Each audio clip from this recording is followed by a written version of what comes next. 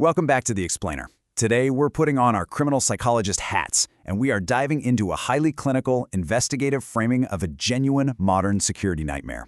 We're going to treat this session as a literal threat identification training document. Our goal? To reverse engineer the mind and the methods of a highly educated lone actor attempting an executive decapitation strike. We're not here to talk politics. We are here to objectively analyze the anatomy of an attack. So here's our roadmap for this briefing. We're breaking it down into 5 parts. 1. The kinetic event briefing. 2. The psychological baseline. 3. Radicalization and cognitive dissonance. 4. Tactical logistics and execution. And finally, 5. VIP security vulnerabilities. Let's get right into it. Section 1. The kinetic event briefing. Let's set the scene. It's the evening of April 25, 2026. The White House Correspondents Association dinner at the Washington Hilton is violently breached. And this venue has a ton of historical weight. It's the exact same spot as the 1981 assassination attempt on President Ronald Reagan. Our attacker is 31-year-old Cole Tomas Allen. He somehow manages to completely bypass the outer security cordon. His targets? President Donald Trump, Vice President J.D. Vance, and descending ranks of the administration. He advanced with a 12-gauge shotgun, firing directly at a Secret Service agent. And that agent's life was saved literally by a ballistic vest. This was an absolutely catastrophic near miss.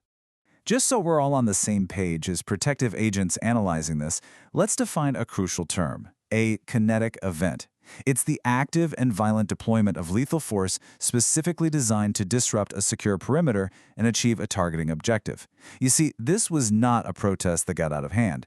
It was a highly premeditated kinetic assault. Section 2. The psychological baseline. Okay, this is where things get genuinely fascinating. Allen's background? It completely deviates from your stereotypical profile of a violent extremist.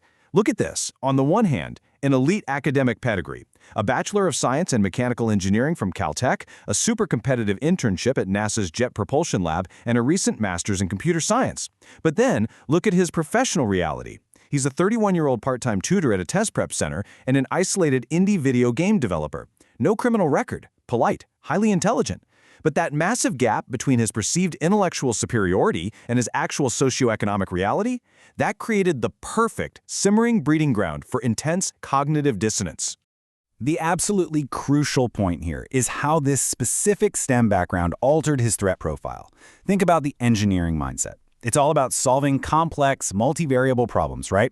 Optimizing systems completely devoid of emotional interference. Well, Allen took that exact cold, calculated logic and applied it to the mechanics of mass violence. He wasn't lashing out blindly. He was literally optimizing a system of assassination. Section 3. Radicalization and cognitive dissonance. To understand how this internal frustration metastasized in the digital ether, we have to look at a phenomenon called vicarious grievance. This is basically where an individual internalizes the perceived systemic suffering of others and turns it into this deeply personal moral burden.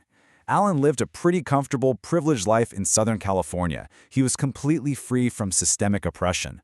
And yet, he absorbed the perceived injustices of the entire geopolitical landscape as if they were happening directly to him. We can actually trace this evolution right through his digital footprint. Back in 2018, under handles like C-Force 3000 and Cold Force, his online presence was totally benign. Just gaming discussions, mechanical engineering debates. His early political involvement, just a nominal $25 campaign donation. But post-2024, marinating in algorithmic echo chambers, his rhetoric completely hardened. By 2026, he shifts to absolute delegitimizing political rage. He's comparing the president to Hitler, actively inciting others online to buy firearms. He morphed almost entirely from an indie game developer into an incubator of unfiltered radicalization. And this quote right here brilliantly illustrates his psychological break. See, Allen grew up as a devout, church-going Christian. But to actually commit murder, he needed a theological deconstruction. He had to bypass his own moral barriers. In his 1,052-word manifesto, dispatched right before the attack, he argued that pacifism, turning the other cheek, was actually cowardice when others were suffering. By completely rejecting the pacifying elements of his faith, he cleared his own cognitive pathway to become this self-anointed proxy avenger. But he also had to overcome the psychological barrier of harming innocent bystanders, right? There were roughly 2,600 journalists and guests in that ballroom. How does an educated man justify potential mass civilian casualties? Well, through a twisted, highly radicalized concept of complicity. He projected his own unhinged delusions onto the crowd. He framed anyone attending the gala, anyone even participating in the ecosystem surrounding the administration, as a complicit enabler of systemic crimes. In his mind, there simply were no innocent bystanders left in that room. Section 4. Tactical, Logistics, and Execution. Now we pivot to analyzing how this ideological fury transformed into a devastatingly premeditated physical operation. As a criminal psychologist, I always look at the timeline of material acquisition. Look at this. He gets his .38 caliber handgun in October 2023. His primary weapon, the 12-gauge shotgun, legally purchased in August 2025. This was way before the specific target venue was even announced. This wasn't a sudden psychological snap. It wasn't a spontaneous crime of passion. No, this was a multi-year logistical buildup. And here is where that engineering mindset becomes truly chilling. Why a shotgun? And why specifically load it with buckshot instead of solid slugs? Well, Allen explicitly stated in his manifesto that he calculated the kinetic energy transfer. He figured out that buckshot would deliver maximum lethal force to his primary targets in a densely packed ballroom, but the spread pattern would theoretically stop at the structural drywall. He was optimizing lethality while actively trying to engineer a limit to collateral damage outside of his target zone. It's incredibly dark, calculated logic. The operational timeline really accelerated when the president publicly announced his attendance on March 2nd. That gave Allen a fixed geographical coordinate and a timestamp. On April 6th, he does his digital reconnaissance and books a hotel room right there at the Washington Hilton. And to get a heavy arsenal all the way across the country without triggering TSA aviation security, he weaponized the National Rail Network. He took a multi-day Amtrak train from LA to DC, checked into his room a full 24 hours before the event, and successfully fortified himself completely inside the perimeter. The final hours on April 25th were just methodically cold. At 6:26 p.m., he's checking a Civic tracker for real-time target intelligence. 8:03 p.m., he takes a tactical mirror selfie to document his assassin persona. 8:30 p.m., scheduled emails dispatch his manifesto to his family, and at 8:35 p.m., he initiates the kinetic breach. There is absolutely zero erratic behavior here. It's just a strictly sequential execution of logic. Now, his manifesto also included a strict targeting matrix, a calculated decapitation strategy aimed at descending ranks of administration officials. But there was this fascinating, highly idiosyncratic anomaly. He explicitly ordered himself to spare FBI Director Kash Patel. Why? Well, Allen called himself the friendly federal assassin. He harbored this highly curated delusion that he wasn't a terrorist, but rather a sovereign enforcer executing justice that paralyzed federal entities simply couldn't. It is a deep look into the hyper-personalized nature of lone actor grievance. Section 5. VIP Security Vulnerabilities.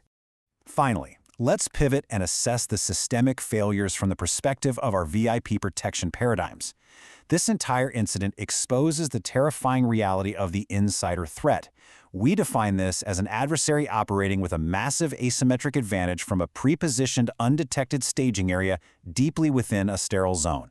By booking a room 24 hours in advance, Allen rendered traditional, outer perimeter security rings completely obsolete. He was literally sleeping right above the target zone. In his manifesto, Allen delivered a scathing mockery of the venue's security. He wrote, "If I was an Iranian agent instead of an American citizen, I could have brought a damn Medusa in here and no one would have noticed shit." Now, while that is heavily laced with the arrogance of an undetected attacker, it was a terrifyingly accurate critique of the venue's glaring lack of internal surveillance and structural screening for existing hotel guests. As a training document, we absolutely must highlight these systemic vulnerabilities. Protective details severely over-indexed on external protesters and conventional perimeter defense. They completely failed to thoroughly screen pre-booked hotel guests within a facility 24 hours prior to the VIP arrivals, and that allowed a highly intelligent, heavily armed actor unmonitored access directly above a presidential staging area. Let's be absolutely clear on how this incident was actually contained. Disaster was not averted by the broader preventative security architecture. It was averted at the absolute final choke point by the sheer physical courage of the Secret Service, rapid tactical engagement, and a Kevlar vest, period. Additionally, crucial post-incident intelligence was rapidly accelerated because Allen's brother in Connecticut read that emailed manifesto and instantly contacted law enforcement, entirely bypassing standard digital encryption delays. We're going to wrap up this explainer with a critical, provocative question for anyone involved in threat mitigation. How must our executive protection paradigms adapt to neutralize a highly educated, pre-positioned threat who is literally already inside the house? The outer walls didn't fail. They were simply walked past a day earlier. Thank you for joining this analytical briefing. Keep this case study at the top of your mind as you assess your own security environments.